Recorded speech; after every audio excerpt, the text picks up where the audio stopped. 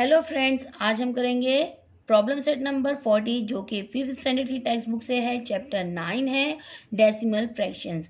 तो question start करने से पहले हम इसका बेसिक कॉन्सेप्ट समझेंगे कि ये क्वेश्चन किस पे बेस है।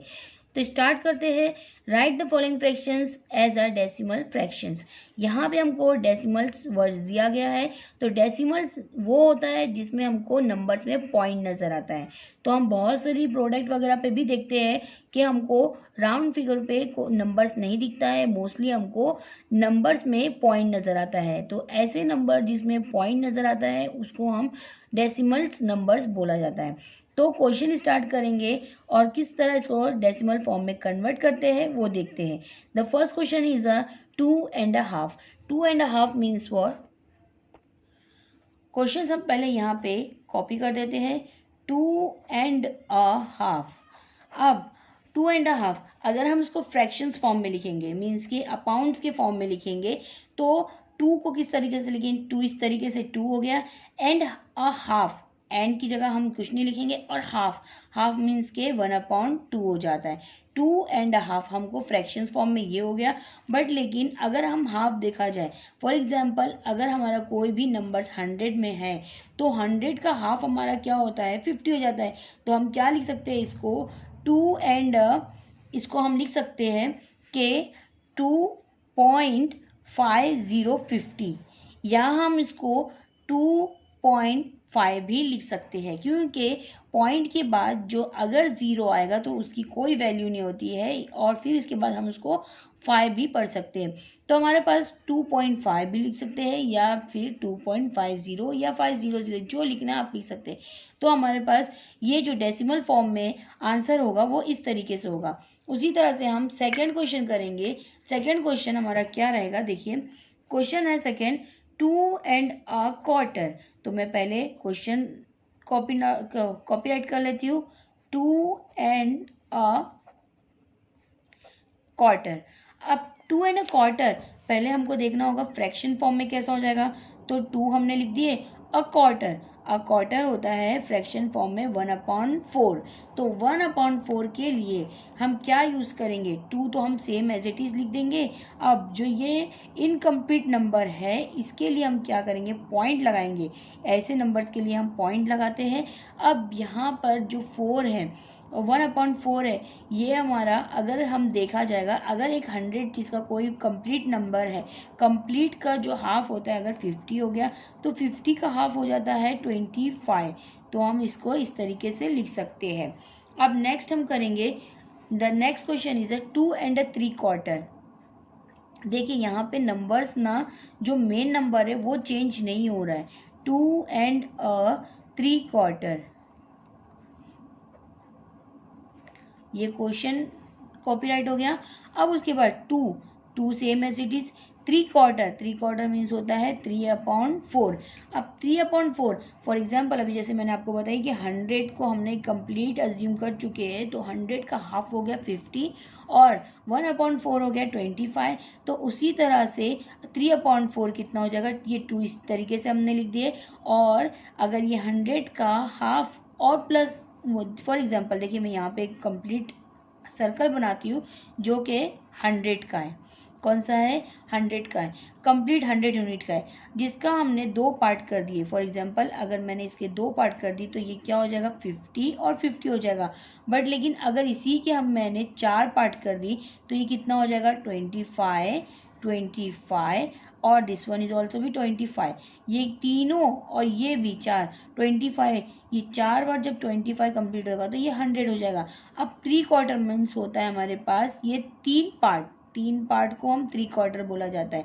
तो 25, 25, 25, ये 3 पार्ट मिला के हमारे पास कितना होता है? 75। तो ये हो जाएगा 75। ये हमारा आंसर होगा। इसी तरह से हम पहले वाले भी आंसर इसी तरह से समझ के कर सकते हैं। The next question is 10.5। तो अब मैं क्वेश्चन लिख रही हूँ 10.5। अब देखो यहाँ पे तीनों क्वेश्चंस में क्या था? 2 2 2 2 2 था, बट लेकिन अब यहाँ पे क्या हो गया? 10.5 हो गया। अब 10 तो सेम एज इट इज़ ही लिखा जाएगा, और हाफ के लिए भी हम क्या लिखेंगे? 1/2। अब यहाँ पे भी आंसर लिखने में कंफ्यूज नहीं होंगे, क्योंकि यहाँ पे हमारा क्या हो जाएगा, ये 10 हो गया और पॉइंट लगा दिए। ये जो इनकम्प्लीट जो नंबर थे इसके लिए हम पॉइंट लगाएंगे, और पॉइंट लगाने के बाद हाफ का कितना होता है जस्ट अभी हमने करे थे। अभी यहाँ पे भी देख सकते हैं कि यहाँ पे ये 2 पार्ट और ये 2 पार्ट में अगर हमने कन्वर्ट कर दिए, फॉर एग्जांपल अगर मैं इसको एक ये कंप्लीट 100 का ले लूँ तो ये हाफ कितना हो जाएगा, और ये हाफ मीन्स 2 पार्ट में करेंगे तो ये कितना हो जाएगा 50 और ये 50। तो यहाँ पे भी क्या लिखेंगे हम 50, या 50 लिखो या तो आप 5 भी लिख सकते हैं। नेक्स्ट क्वेश्चन भी करेंगे इसी तरह से। नंबर 5 है 14 एंड 3/4। क्या लिख रही हूँ मैं, 14 एंड 3/4।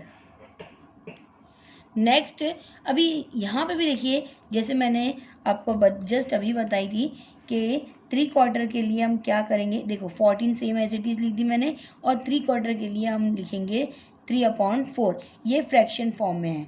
अब फ्रैक्शन फॉर्म को हमको डेसिमल फॉर्म में कन्वर्ट करना है, तो हम क्या लिखेंगे, 14 सेम एज इट इज़ लिखेंगे, और यहाँ पे हमको क्या लिखने का है, 14 हमने सेम एज इट इज़ लिख दिए और पॉइंट लगाए, और 3/4 क्या हो जाता है, अभी जस्ट मैंने आपको सर्कल बना के बताई थी, तो ये क्या हो जाएगा 75।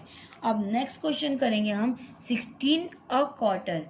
16 देखिए मैं यहाँ पे कर देती हूँ, 16 एंड 1/4।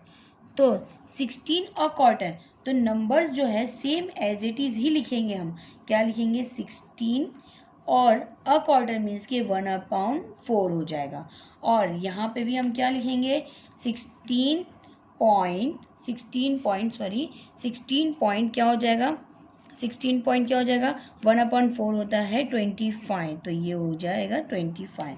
ये हो गया हमारा। नेक्स्ट हम करेंगे, नेक्स्ट क्वेश्चन है 28। यहाँ पे इतने बड़े नंबर है बट लेकिन उसी तरीके से करना है। 28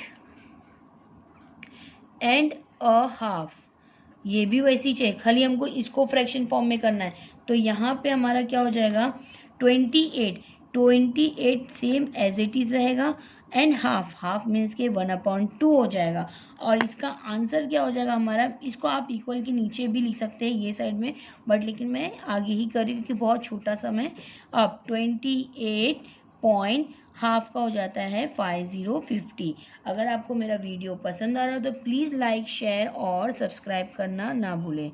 ये हो गया आपका practice set number 40, problem set number 40 complete हो गया। देखिए बहुत ही इजी आपका आंसर, स्टार्ट यहाँ से हुआ है।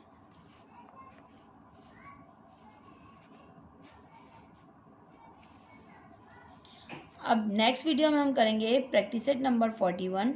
अगर आपको मेरा वीडियो पसंद आ रहा है प्लीज़ लाइक करिए, शेयर करिए और सब्सक्राइब करना ना भूलें।